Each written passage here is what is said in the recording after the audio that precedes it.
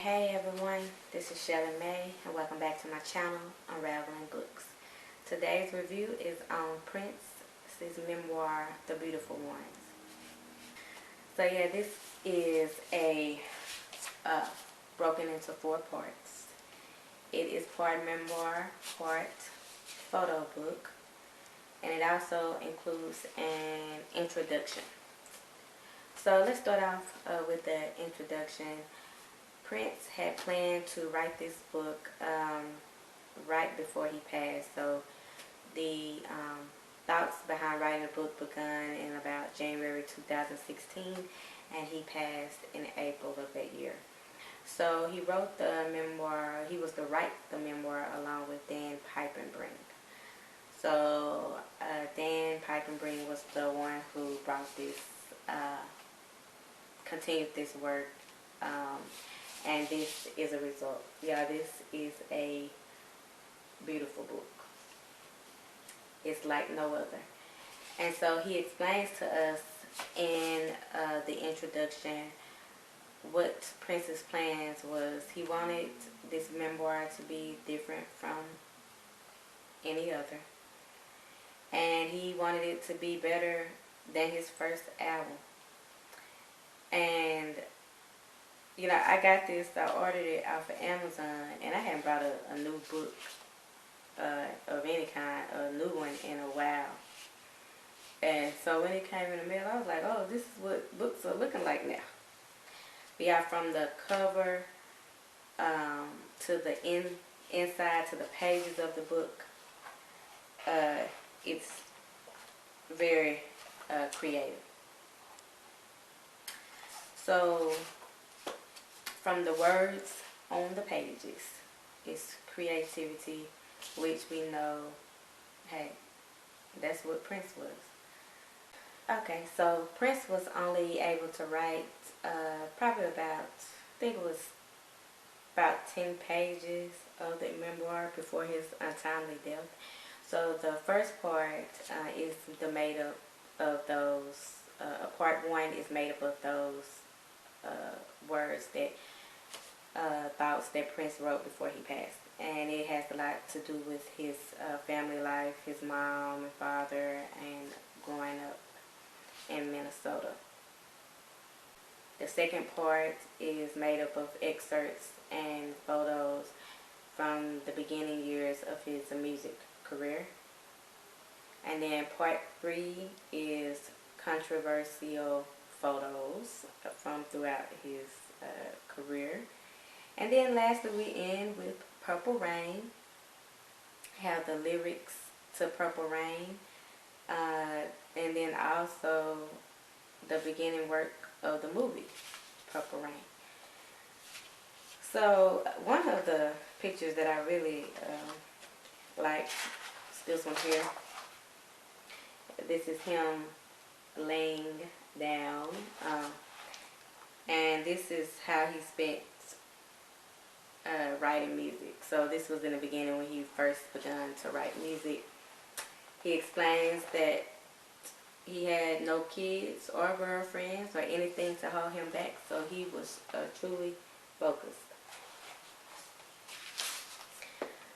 If you want to read this memoir so you can find out more about Prince, I say unfortunately that won't happen.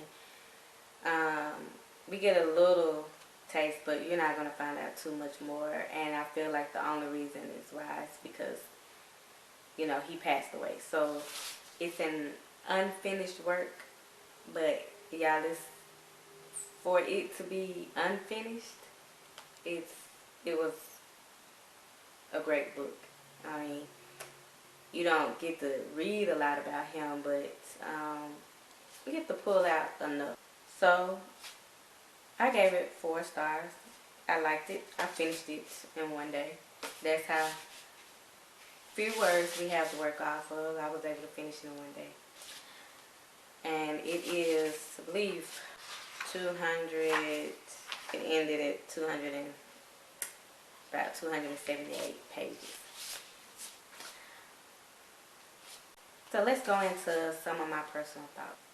you can't talk about Prince without talking about music. So to Prince, music is healing. I agree with that, but I think music is different to everyone. So to me, music is experiences, identifying. I mean, I enjoy hearing songs in which someone can sing lyrics and they can match up with my life to the T. That's what music is to me. So y'all, let's have a little dialogue here. It's book 2. Y'all tell me, what does music mean to you all? Do you agree with Prince? Or do you agree with me? Or you might have your own thoughts. You can have your own thoughts. So let me know what y'all think about that. Secondly, while reading this book, creativity. I've mentioned that a few times. Prince brought it up as in the preparing and the publishing of this book. He also addressed, it came up with Michael Jackson and how he's compared to Michael Jackson. He said Michael Jackson was magic. Prince didn't put himself on the same playing field. He didn't think he was a Michael Jackson. He was his own person. And I would agree. He said with everybody in the industry, he thought that everybody should be able to bring something different to the table.